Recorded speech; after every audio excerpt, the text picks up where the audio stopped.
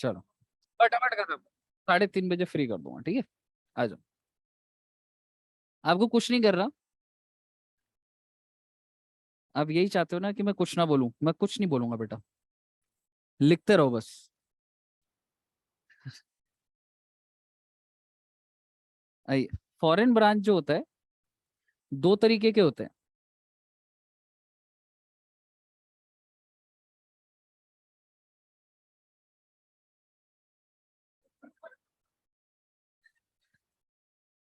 क्या कह रहा है? मैं ना बार बार रिकॉर्डिंग पॉज ऑन नहीं करूंगा, तो चुप रहे आप।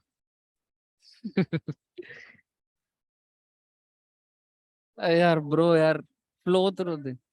नहीं,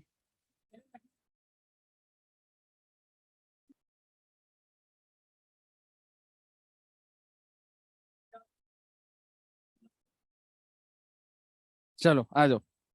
तो फॉरेन ब्रांचेस जो होती है, बेसिकली फॉरेन ब्रांच का क्या मतलब होता है, जैसे सपोज करो एसबीआई का हेड ऑफिस है, ठीक है, वो मुंबई में है। तो उसकी जो भी इंडिया में ब्रांचेस है उसकी बात नहीं कर रहा मैं, अगर उसकी यूएसए के अंदर ब्रांच है, तो क्या मुझे यूएसए के ऑपरेशंस को भी कन्वर्ट, पहले तो यूएसए की जो ब्रांच होगी, क्या वो अपने बिजनेस को डॉलर्स में डील कर रहे होंगे, रुपीज में कर रहे होंगे? डॉलर्स में कर रहे होंगे। तो आपको ना सिर्फ क्या करना है, आपको बाहर की ब्रांच का ट्रायल दिया होगा, वो आपकी फॉरेन ब्रांच होगी, और आपको उसको कन्वर्ट कर देना है रुपीज में। दैट्स इट, ये चैप्टर है। कहने का मतलब ये है, ठीक है? तो आप एक चीज समझना, मान लो सपोज करो एसबीआई है, और एसबीआई का हेड ऑफिस मान लो दिल्ली में, और ब्रांच है जी एक यूएसए में। बेटा एसबीआई जो है, क्या आप मुझे कह सकते हो क्या ये अपना ट्रेडिंग एंड पीएनएल और बैलेंस शीट कौन सी करेंसी में बनाएंगे? Rupees, because if I am registered in India, तो मेरे को, मेरे जो भी इन्वेस्टर्स है उनको रिपोर्ट किस में करना है, रुपीज में करना है। So that is called reporting currency. Reporting currency क्या हो गई आपकी? Rupee. I have to report in rupees to my investors. लेकिन ये जो ब्रांच जो बाहर है, इसने अपना जो ट्रायल बैलेंस है वो किस पे बनाया होगा? डॉलर्स में। तो डॉलर पे बना रहा है सर, इसको बोला जाता है फॉरेन करेंसी। रिपोर्टिंग करेंसी के अलावा अगर कोई और करेंसी है तो उसको फॉरेन करेंसी बोला जाता है। समझ रहे हो? और इस ब्रांच को मैं क्या बोल रहा हूं? फॉरेन। सर क्या इंडिया में भी फॉरेन ब्रांच हो सकती है? बिल्कुल हो सकती है सर। जैसे मान लो इंस्टाग्राम है, अगर वो रजिस्टर्ड कहां पर है जी? यूएसए में। But they have a branch in India. उनकी एक ब्रांच है इंस्टाग्राम की, और वो कहां पर है जी? दिल्ली में। आप मुझे बताइए what is the reporting currency? Dollars. ठीक है, चलो मैं इसको और सिंपल करता हूं। तो इंस्टाग्राम का जो हेड ऑफिस है वो तो यूएसए में है। मुझे बताइए इसमें क्या मैं कह सकता हूँ जो दिल्ली में ब्रांच है, मैं उसको फॉरेन ब्रांच बोलूंगा? आप ऐसे मत सोचो कि हम इंडिया में रहते हैं तो हमारी कोई फॉरेन, अगर ऑफिस ही मेन बाहर है और अगर हमारा एक ब्रांच इधर है, so this branch is foreign branch. हाँ, इंस्टाग्राम के पॉइंट ऑफ व्यू से। ठीक है। हम्म। बाकी प्रोसेस सेम है मैडम, बाकी प्रोसेस सेम है। Once your trial balance is converted, उसके आगे कंसोलिडेशन एक्टिविटीज सेम है जो आपने सीखी। तो ऐसा नहीं है, आपके दिमाग में ये नहीं होना चाहिए कि फॉरेन ब्रांच का मतलब जो आउटसाइड इंडिया है। इवन इंडिया के अंदर भी ब्रांच फॉरेन कहलाएगी, अगर उसका हेड ऑफिस बाहर है तो मेरी ब्रांच फॉरेन है भाई। समझ रहे हो? और ये क्या हो जाएगा, इसकी क्या मैं कह सकता हूं रिपोर्टिंग करेंसी क्या है, और फॉरेन करेंसी यहां पर क्या हुई?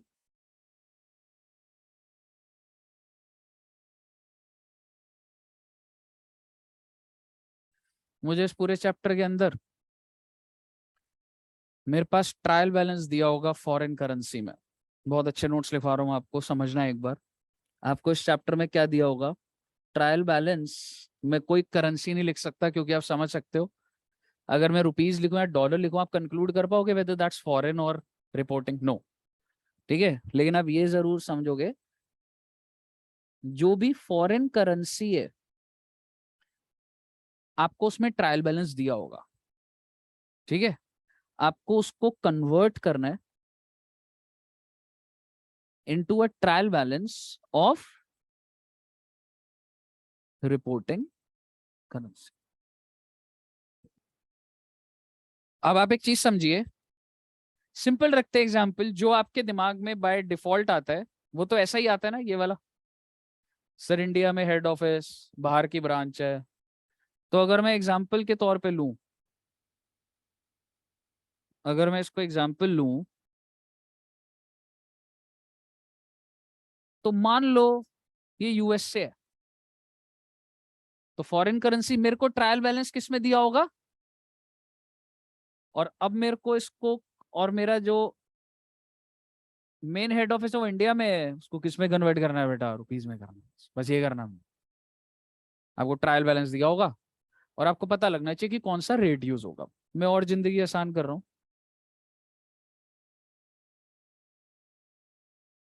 मैंने आपको कन्वर्ट करना सिखाना है,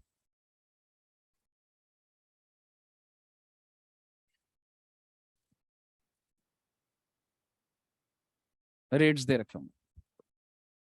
अब मैंने आपको बोला आपकी जो ब्रांच है तो दो तरीके की है, one is integral foreign operation. Integral होता है बेटा डिपेंडेंट। अगर मैं यहाँ पे प्रोजेक्टर बेच रहा हूँ इंडिया में, तो मैंने यूएसए में उधर भी जो ब्रांच खोली है वो क्या कर रहा है बेटा, प्रोजेक्टर बेच रहा है। और मेरा नाम इतना है कि यूएसए में भी मेरा नाम है, तो वहां पर मैंने ऐसे कोई किसी को मार्केटिंग हेड नहीं रख रखा। I have overseas demand, I have just opened a branch, वहां पे दो एम्प्लॉय रखे हैं जो स्टॉक टेकिंग कर रहे हैं, एक इनवॉइस जनरेट कर रहा है। तो क्या मैं कह सकता हूँ are they capable of operating without me? No. मैंने उनको पैसा दिया, उधर ब्रांच खोली, किराए की पेमेंट मैं कर रहा हूँ, रेंट की पेमेंट मैं कर रहा हूँ। मैंने उनको ये बोला हुआ है कि कल को भाई कोई यूएसए वाले बोलेगा तो हमारी उधर एक ब्रांच है। फर्क पड़ता है ना इस बात से। तो बेसिकली क्या मैं कह सकता हूँ कहीं ना कहीं डिपेंडेंट ब्रांच हो गई। समझ रहे हो? तो इंटेग्रल क्या होता है, it's not capable of its own. मैं इसमें अकाउंटिंग के एंगल से नहीं बोलूंगा, अब आप ये मत बोलना सर अगर डिपेंडेंट है तो वो तो अपना ट्रायल ही नहीं बनाएगी, ऐसी बात नहीं। ट्रायल तो सब बनाना पड़ेगा, इसलिए मैं डिपेंडेंट ऐसे लिख भी नहीं रहा, मैं आपको इंटेग्रल समझाना चाह रहा हूँ। Integral is integral is it is not capable of survival without me. उनके पास कोई मार्केटिंग, कोई आईएम से कोई बंदा नहीं बैठा जो उनकी मार्केटिंग स्ट्रेटेजीज करेगा और वो सर्वाइव कर लेगी, वो ब्रांच नहीं कर सकती वो। They don't have their own customers. समझ रहे हो? And whereas non integral, भाई वहां के बैंक से लोन लो, मैं उनको एक इनिशियल लेवल पे 10 करोड़ की इन्वेस्टमेंट दे रहा हूँ, वहां पे हायरिंग कर दी है मैंने एमबीएस की, जिसकी भी करनी है हायरिंग, मैंने कहा रन द बिजनेस। अब मेरे को कॉल मत करना, पैसे खत्म हो गए, we want to take loan, आपको हायरिंग करनी है, आप वहीं के बैंक से मैनेज करो, कस्टमर्स ढूंढो, बेचो। मैं 5 करोड़ रुपए इनिशियली, मैंने उनको 10 करोड़ दे दिए हैं, 5 करोड़ के एम्प्लॉय भी लगा दिए मैंने वहां पे, जो कि बेस्ट है, जो कि एक जीरो बिजनेस को क्रिएट कर सकते हैं। ऐसे ही तो होता है सर, और कैसे होता है? ऐसे ही होती है। आपको एक बात बताता हूँ, मैं एक कंपनी में था, नोएडा में था, उस कंपनी का नाम था जीआई स्टाफिंग। उनका ना स्टाफिंग बिजनेस था। स्टाफिंग बिजनेस समझते हो? मान लो अगर पीवीआर को ना 400 एम्प्लॉय हायर करने हैं, तो पीवीआर का एचआर डिपार्टमेंट हायर नहीं करता था, वो किसी को कॉल करते थे कॉन्ट्रैक्ट पे कि हमें 400 एम्प्लॉय चाहिए, हमारी ये रिक्वायरमेंट है, आप इंटरव्यू लीजिए, आप स्क्रीनिंग करिए, और इस डेट को मुझे 400 एम्प्लॉय एट प्लेस चाहिए। तो आपने अपने बिजनेस का एक पार्ट क्या कर रखा है, बाहर आउटसोर्स कर रखा है।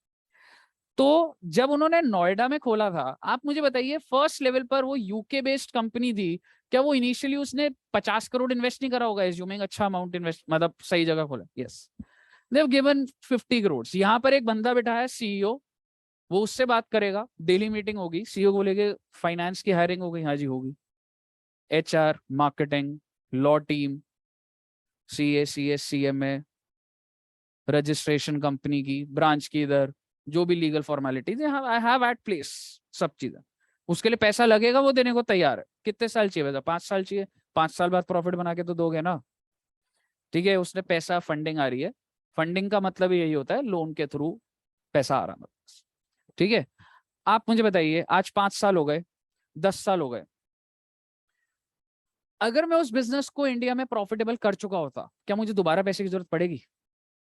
बिकॉज अगर मैं जो बना रहा हूं वो बनाने की कॉस्ट 10 है और मैं 50 का बेच रहा हूं, तो भाई मैं 40 रुपए में सैलरी भी निकाल लूंगा, मैं एक्सपेंशन भी कर लूंगा, और मैं यहीं से लोन वोन जो लेना होगा हल्का फुल्का एक्सपेंशन में कर लूंगा। बट आप सोचिए, अगर मैं अपने रूटीन के ऑपरेशंस ही मीटअप नहीं कर पा रहा हूं, मतलब मैं इसको कितना ही बेच लूं, 1000 माउस बेच लूं, 1 लाख माउस बेच दूं, लेकिन मेरी ऑपरेटिंग कॉस्ट ही 10 करोड़ है भाई, एम्प्लॉय लग रखे, सीईओ 4 करोड़ की सैलरी ले रहा है, फाइनेंस हेड में एक बंदा 1 करोड़ की ले रहा है। बेचना बेचना तो अपनी जगह है, जो है टोटल कॉस्ट है बिजनेस की इंडिया में जो ब्रांच है उसकी 10 करोड़, एंड रेवेन्यू आ रहा है 8 करोड़, क्या मैं फंस नहीं जाऊंगा बहुत बुरे तरीके से? तो यही होता था उस कंपनी में। वो कंपनी 7-8 साल हो गए थे लॉसेस में ही थी, और अगर वो कंपनी लॉसेस में थी तो मुझे बताओ पैसे की शॉर्टेज होती होगी नहीं होती होगी? कहां से आएगा वो पैसा? Because if I am not making profits every year I am in short of cash. समझ रहे हो? सिंपल सी बात है ना। तो मैं पैसा किससे मांगूंगा? बैंक से लोन लूंगा, this is a vicious circle, interest का और ऑब्लिगेशन, बिजनेस प्रॉफिट दे नहीं रहा। सबसे इजी क्या है, ओनर को फोन करूंगा, वो क्या कर रहे हो भाई तुम्हें? बोले ये 5 साल हो गए भाई, 100 करोड़ डाल चुका हूं मैं इधर, आप एक स्ट्रैटेजी नहीं बना पा रहे कि मेरा बिजनेस मॉडल प्रॉफिट में है। वो हटा देते हैं उधर लोगों को, टॉप हेड को हटा देते हैं। जब भी वो लोग आते थे तो जो भी सीईओ था 1 करोड़, 1.5 करोड़, मार्केटिंग टीम के ऊपर के लेवल, क्योंकि एक कंपनी स्ट्रैटेजी से चलती है, एग्जीक्यूशन तो करोगे ही, आप कल को नौकरी करोगे। आप मुझे बताइए, अगर बाहर के लोग आए तो क्या जैसे मैं फाइनेंस के अंदर था, ठीक है, तो फाइनेंस में ऐसा तो नहीं है ना कि मैं स्ट्रैटेजीज बना रहा हूँ कंपनी की, भाई वो सेल करेगा उस पर टैक्स पे करना है मैंने, मेरे को ओनर बोले प्रॉफिट क्यों नहीं है, मैं क्या करूं भाई उसमें? आप समझ रहे हो पॉइंट, समझ रहे हो आप? अगर आज सपोज करो इसी तरीके से मेन किसके ऊपर प्रेशर आता होगा, हर कंपनी का बोल रहा हूं मैं तुम्हें, मार्केटिंग टीम, और सबसे ज्यादा पैसा भी उन्हीं को ही मिलता। मार्केटिंग हेड का 12-12 करोड़, 13-13 करोड़ का भी पैकेज हो सकता, लेकिन अगर वो बिजनेस नहीं दे रहे तो निकल भी जाएंगे। तो बेसिकली वो हमारी इस ब्रांच को क्या मान के चल रहे थे, नॉन इंटीग्रल, वो भाई खुद हैंडल करो। बट फंसने के बाद जब मैं वहां जाता था, हटा देंगे वो भाई। और यहाँ पे जो हायर लेवल पे, तो उन्हें पता था यार अगर मैं नहीं ला रहा भाई, हटा देंगे भाई मुझे साल 2 साल, इससे पहले वो करे मैं खुद ही मूव कर लूंगा। समझ रहे हो? तो व्हाट इज नॉन इंटेग्रल? मैं आपको पैसा दे रहा हूँ 50 करोड़, नाउ इट्स यू, आपको चलाना है भाई, मेरे को बार बार कॉल मत करना, पैसा खत्म हो गया, लोन लो, अच्छे रिसोर्सेज हायर करो, मार्केटिंग करो, बैनर पैम्पलेट जो करना करो, इंडिया पे, इंडिया लेवल पे आईपीएल में अपने मार्केटिंग करें, जो करना करो, सेल द प्रोडक्ट। 50 करोड़ दे दिया आपको। समझ रहे हो? तो वो क्या होता है बेटा, नॉन इंटेग्रल फॉरेन ऑपरेशन। मुझे बताइए आपको समझ आया पहले दोनों में? तो आप इसको कह सकते हो, क्या मैं कह सकता हूँ कहीं ना कहीं इंडिपेंडेंट जैसा। समझ रहे हो? आपको जब अपने ट्रायल बैलेंस को कन्वर्ट करना है,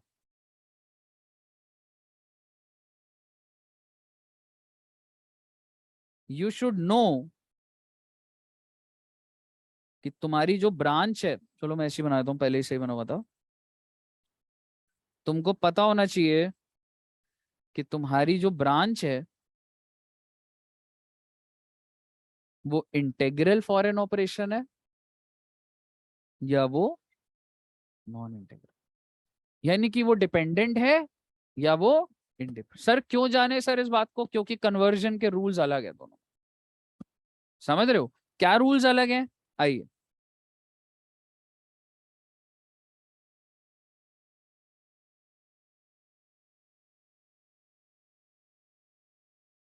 kind of.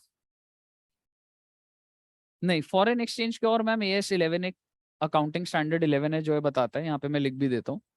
Rule based accounting चलती है, तो ये बेस्ट सूटेबल होता है, इसलिए वो होता है। वो आपको एकदम इमीडिएट नहीं दिखेगा why it is suitable, but you will realise it. मतलब जब बोलूंगा तो थोड़ा थोड़ा कनेक्ट करोगे।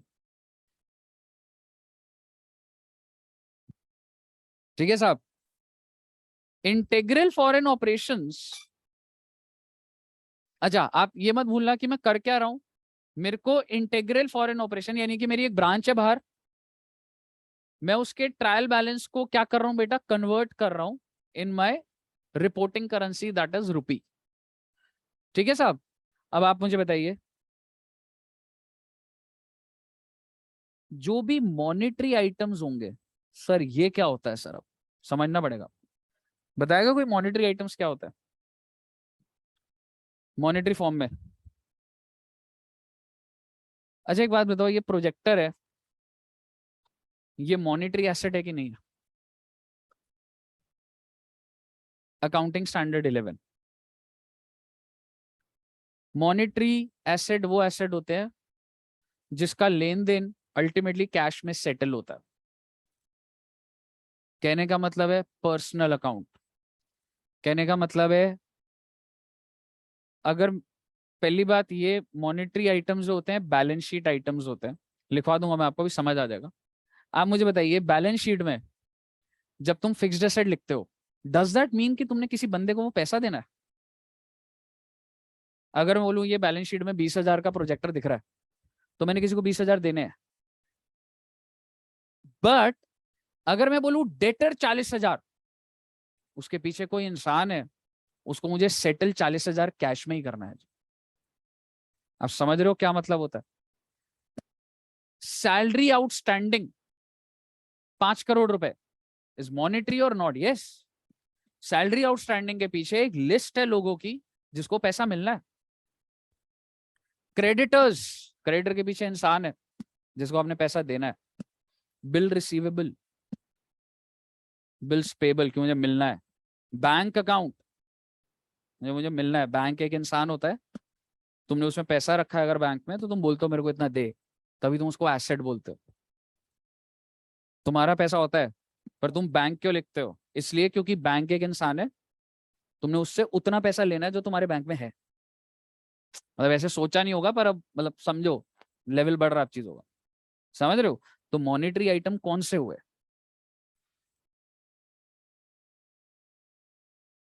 Debtors, creditors, outstanding salary, bills payable, bills receivable etcetera. मतलब which are to be settled in cash payments. क्या आपका फर्नीचर मॉनेटरी आइटम है? तुम्हारी बैलेंस शीट में फर्नीचर 5 करोड़ का पड़ा है, डज दैट मीन तुमने 5 करोड़ देने हैं उसको? नहीं। लेन देन वाले अकाउंट मॉनेटरी। लोन क्या मॉनेटरी है सर? बैंक से लोन लिया मैंने 5 करोड़ का, बैंक को देना है सर मैंने। समझ रहे हो? तो मॉनेटरी है सर, वो भी मॉनेटरी। तेरे को अगर उसको पैसे पे सेटल कर रहा है ना तो मॉनेटरी है वो। अगला है बेटा, सर इसका कैसे कन्वर्ट करेंगे? छोड़ो ना, एक बार मतलब सुन लो फिर बता दूंगा। Non monetary items.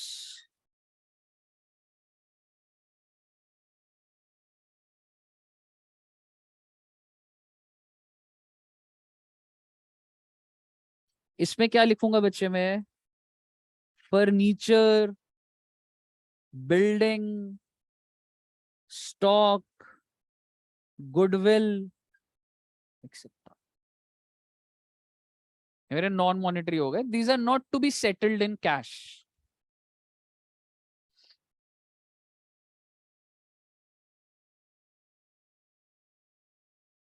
And items of income and expense. क्या मैं कह सकता हूं मैं बैलेंस शीट की सारी चीजों को मॉनिटरी और नॉन मॉनिटरी में बाइफरकेट कर सकता हूं, और बाकी पीएनएल है। ट्रायल में यही सभी तो होता है। क्यों जी, यही होता है ना सर? कन्वर्ट कैसे करना है सर? मैडम परचेज जो है वो ट्रेडिंग अकाउंट में लिखा है, वो खर्चा है आपका, लेकिन जो स्टॉक बच जाएगा वो नॉन मॉनिटरी है। समझ रहे हो? हाँ, एक्सपेंस में आ जाऊंगा उसके ऊपर। डेप्रिसिएशन है, उसके ऊपर मुझे स्पेशल बात करनी है कुछ। सर मॉनिटरी आइटम्स को अब आप सोच के देखो मैं कैसे कन्वर्ट करूं। देखो तीन रेट्स होंगे, आप अपनी समझ से बताओ। एक होगा ओपनिंग रेट। ओपनिंग रेट मान लो $1 इज इक्वल टू 50 रुपीज। हम डॉलर वाले को ही कन्वर्ट कर रहे हैं ना बच्चे, तो मेरे को डॉलर्स में दिया होगा तो मुझे रुपीज में कन्वर्ट करना है। एक दिया होगा आपको क्लोजिंग रेट, ये गिवन होंगे, और एक दे रखा होगा एवरेज रेट, मान के चल लो 51। आप मुझे बताइए मॉनेटरी आइटम्स को किस पे कन्वर्ट करूं? मतलब मेरे को बाहर की ब्रांच का दिख रहा है, इतने डॉलर के डेटर्स, इतने डॉलर के क्रेडिटर्स, क्लोजिंग।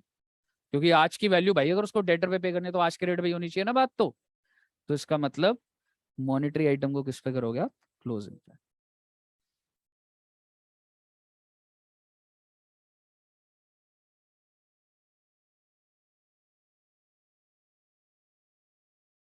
कहिए, कोई दिक्कत?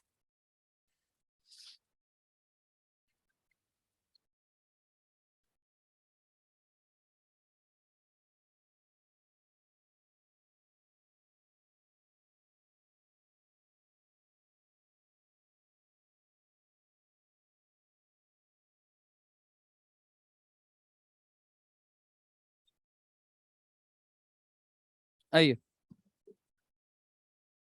नॉन मॉनेटरी यानी कि फिक्स्ड एसेट।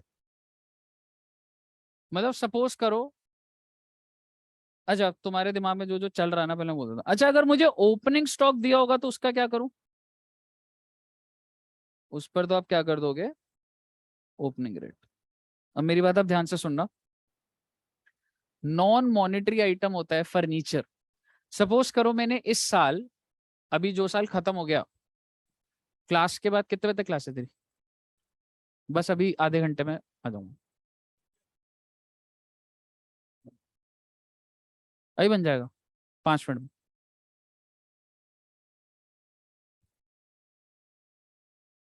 हो जाएगा 15 मिनट में हो जाएगा, टेंशन मत लो। ठीक है, नॉन मॉनेटरी आइटम जो होता है फर्नीचर, सपोज करो मैंने ड्यूरिंग द ईयर, मैंने आज ही फर्नीचर परचेस करा। एक फॉरेन ब्रांच है, उसने आज फर्नीचर परचेस करा है $1 लाख का। तो उसका जब साल खत्म होगा तो $1 लाख ही आ रहा होगा फर्नीचर। लेजर है ना सर, आपने इस साल परचेस करा। मैं कौन सा रेट लूं आपको? अगर मैं ऑप्शन दूं डेट ऑफ ट्रांजैक्शन, जब तुमने खरीदा, जैसे जब लैंड एंड बिल्डिंग खरीदा। ओपनिंग। हम्म। सर क्लोजिंग देंगे, उस क्योंकि दिन दे देंगे। डिप्रिसिएशन लगता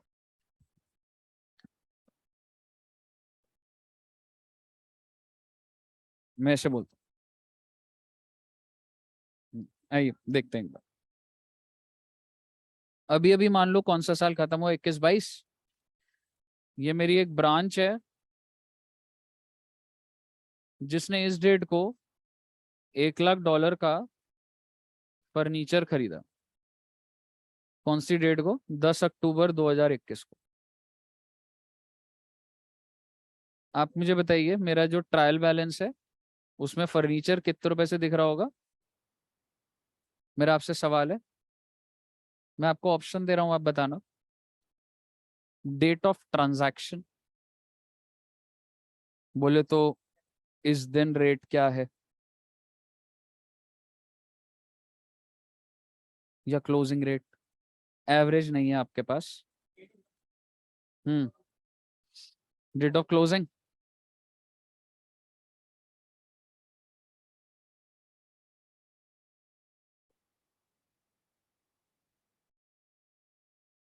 डेट ऑफ ट्रांजैक्शन। अब आप बोलोगे सर ऐसे तो हम सर और एसेट भी खरीदे होंगे, ऐसे स्टॉक खरीदा है इतना सारा, कैसे हम एक एक स्टॉक को देखेंगे और ट्रांजैक्शन? अगर आपके पास, अगर आपका रेट बहुत ज्यादा फ्लक्चुएट नहीं करता है तो in case of non monetary आप एवरेज यूज कर सकते हो।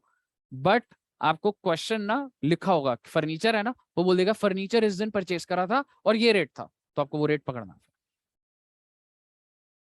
समझ रहे हो?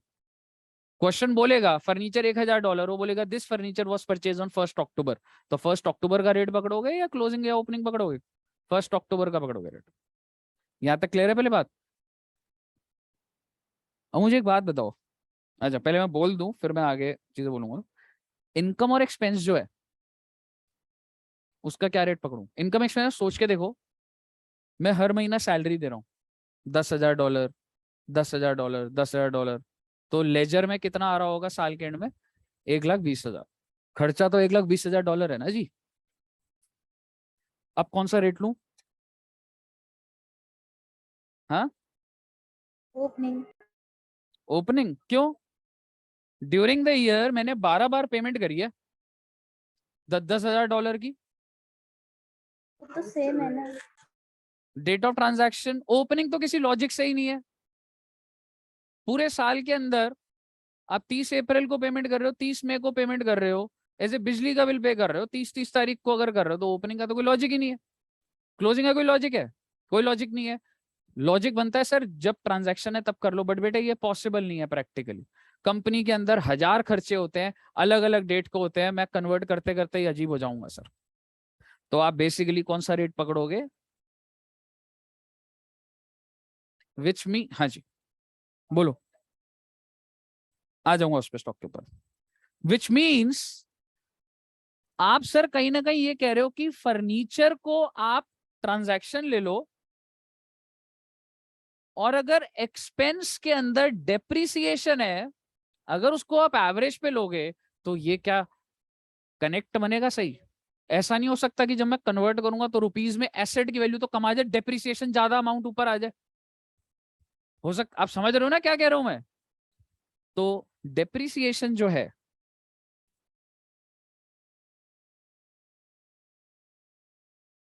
आपको कौन सा रेट लेना होगा? जो भी rate taken for fixed asset. अगर मैं भाई क्लोजिंग पकड़ रहा हूं ड्यू टू एनी रीजन, तो क्लोजिंग, वरना कोई सेंस ही नहीं बनेगा ना स्टेटमेंट का। वो तो ऐसा हो जाएगा 1 लाख का एसेट और डेप्रिसिएशन 1,20 बैठेगी 4 साल बाद, जब हर बार कन्वर्ट करोगे तो। हो सकता है ना? गुड। अब मैं बात करता हूं स्टॉक पे। जो स्टॉक की कॉस्ट है, if you are taking stock on cost, तो क्या हो गया आपका?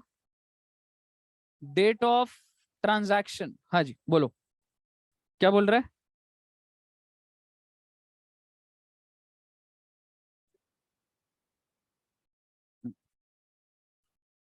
हाँ, तो वही है rate taken for fixed asset. अब लेकिन अगर तूने फिक्स्ड एसेट का रीवैल्यू कर दिया, रिवैल्यूएशन भी तो होती है। मैंने आखिरी दिन पर रीवैल्यू करा, मेरा एसेट है $1.5 लाख का, खरीदा था $1 लाख का, मैंने रीवैल्यू कर दिया $1.5 लाख पे। अब कौन सा रेट लूं? जिस दिन आपने रिवैल्यूएशन करा वो रेट लोगे आप। तो बेसिकली आप यहां लिख सकते हो,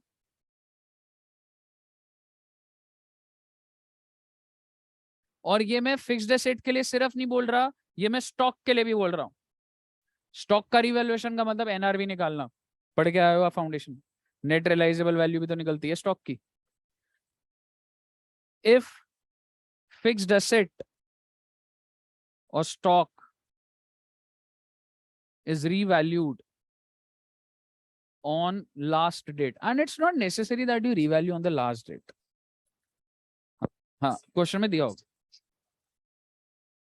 ठीक है। So if fixed asset is revalued on the last date,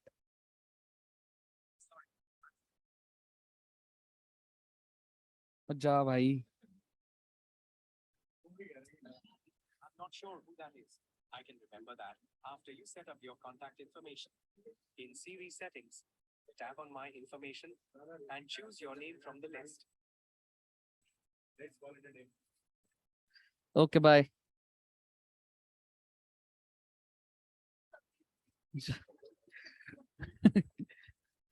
If fixed asset or stock is revalued on last date या any other date,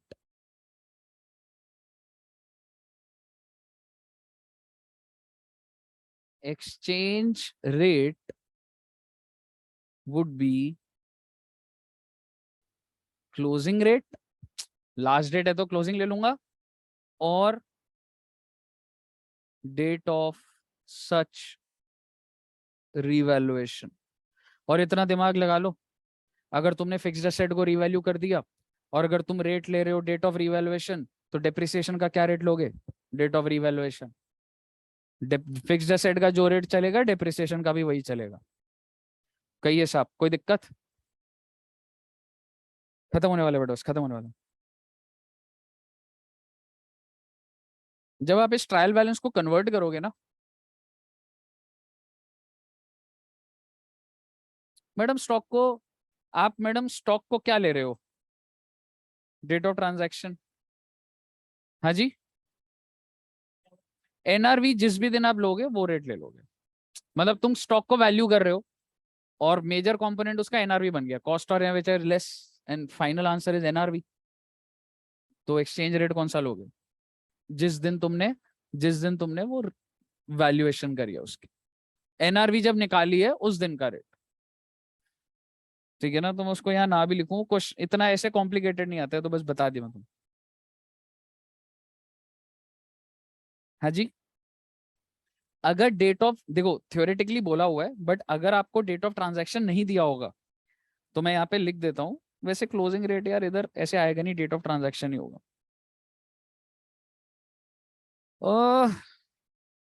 क्वेश्चन में ही हैंडल कर लेंगे उस चीज को. ठीक है, होता है नॉन मॉनेटरी है. ठीक है. अच्छा सर, आप एक बात बताइए, क्या आप जब अपने ट्रायल को रुपीज में कन्वर्ट कर रहे हो तो क्या वो बराबर आ जाएगा? आप सोचो, कोई चीज आप 50 से मल्टीप्लाई कर रहे हो, कोई चीज को 51 से मल्टीप्लाई कर रहे हो, तो मिसमैच नहीं आ जाएगा? तो उस डिफरेंस को क्या बोला जाता है? Exchange difference.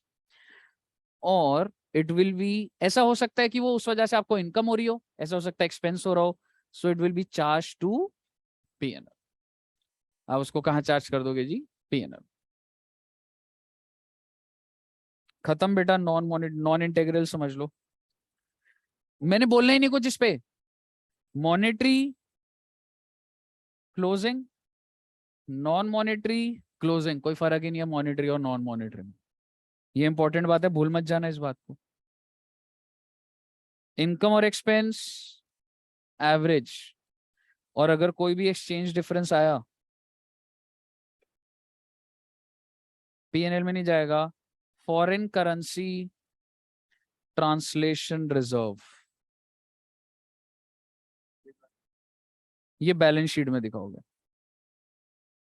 ये पॉजिटिव भी आ सकता है और नेगेटिव. बेसिकली तुम पीएनएल पे हिट नहीं दोगे कन्वर्ट करने पे, तुम फॉरेन करेंसी ट्रांसलेशन रिजर्व में डालो.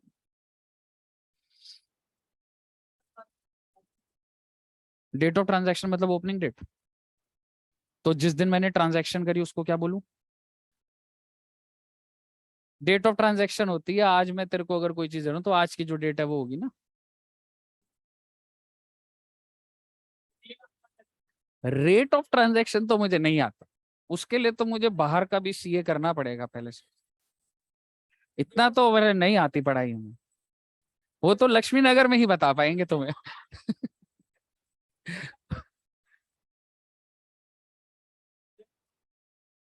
जिस दिन ट्रांजैक्शन होगी उस दिन जो रेट होगा. हाँ जी,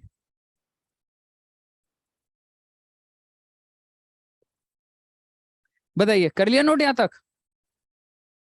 आओ बेटे.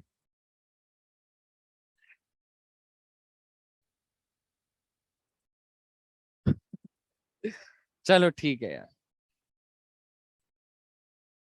वैसे वैसे बता देता हूँ, डन है। क्वेश्चन प्रैक्टिस करना है, बहुत आसान क्वेश्चन है। अगर किसी का मन करे, मुझे पता करेगा तो नहीं तुम्हारा मन, बट कर सकते हो क्वेश्चंस। बट नेक्स्ट क्लास में अब मैं कराऊंगा 2-3 क्वेश्चन प्रैक्टिस, पर वो टाइम पास ही होने वाला है, आसान क्वेश्चन है वो। हाँ ये भेज दूंगा, ठीक है। चलो ओके बच्चों, थैंक यू वेरी मच।